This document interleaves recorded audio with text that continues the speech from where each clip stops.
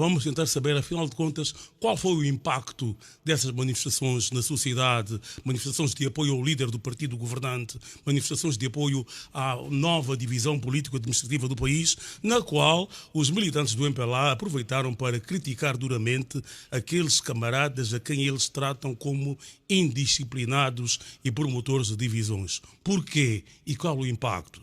Depois das 11 horas vamos falar sobre os tentáculos do contrabando de combustíveis que envolve generais das Forças Armadas Angolanas, comissários da Polícia Nacional, governantes e até SOBAs, autoridades tradicionais.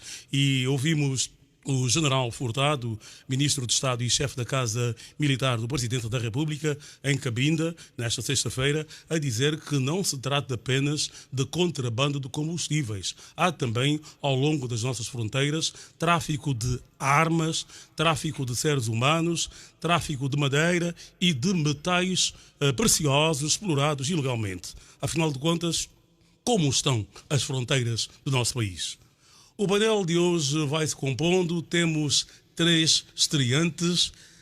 Smith Chicote é consultor jurídico e político.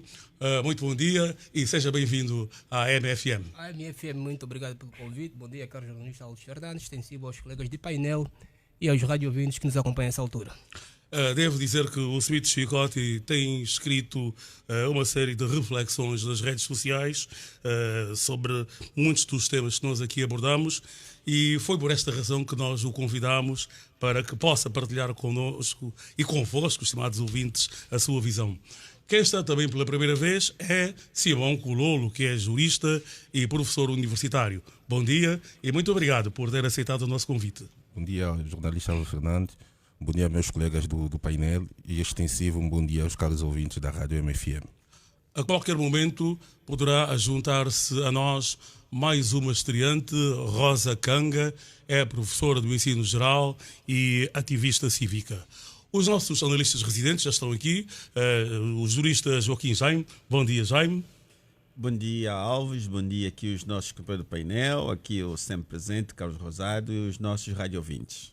E também o Carlos Rosado de Carvalho, economista, jornalista e professor universitário. Bom dia, Carlos. Bom dia, Alves. Bom dia, ouvintes e bom dia, colegas de painel.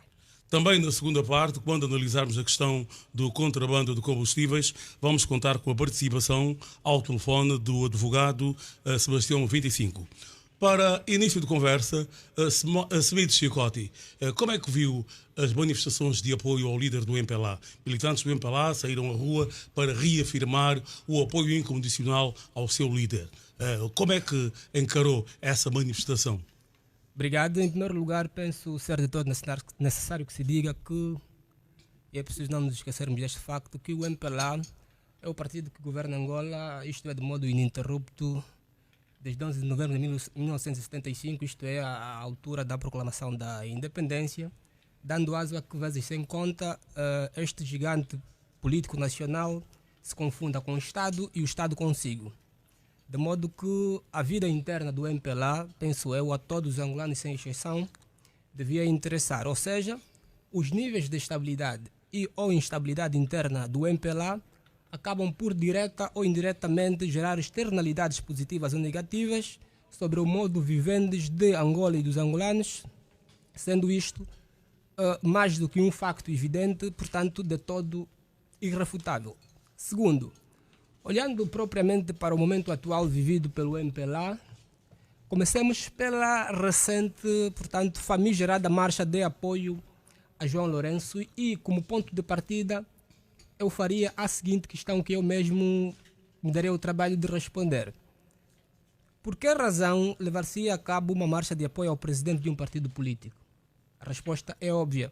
Ou seja, de certo seria para demonstrar, de modo claro e inequívoco, o apoio ao indivíduo a favor do qual é, portanto, feita a marcha.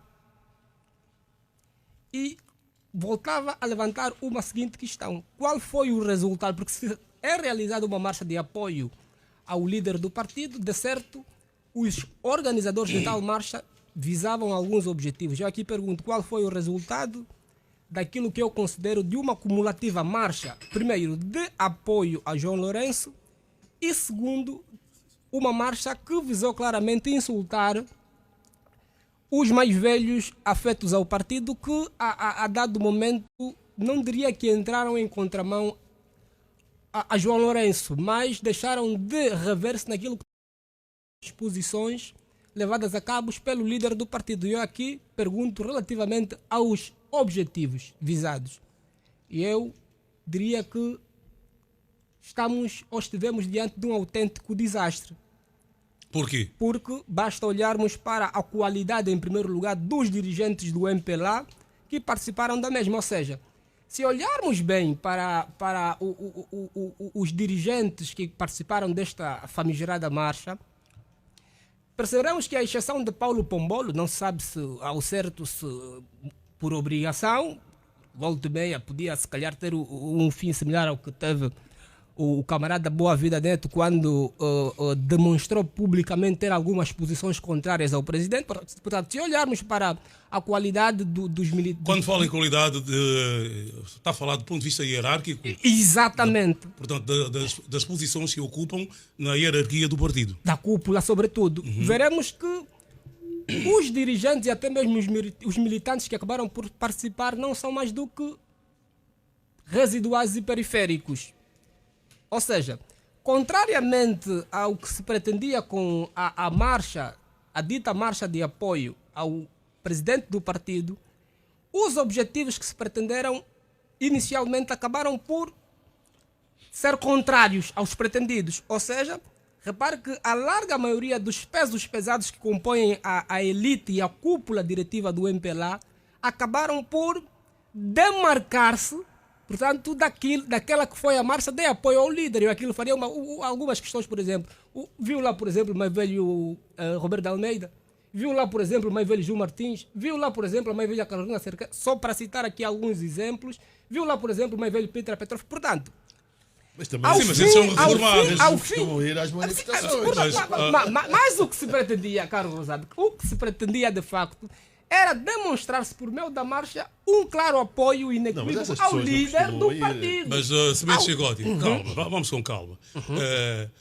Essas pessoas de que falou, algumas são até octogenárias. O Roberto de Almeida, a Petrov, têm mais de 80 anos. Sim. Portanto, são reformados, pertencem até ao Comitê de Honra. Sim. Eu acho que o Smith fez uma observação interessante. Sim. Não foram vistos membros da cúpula do MPLA. Não foram vistos governantes que são membros da direção do MPLA.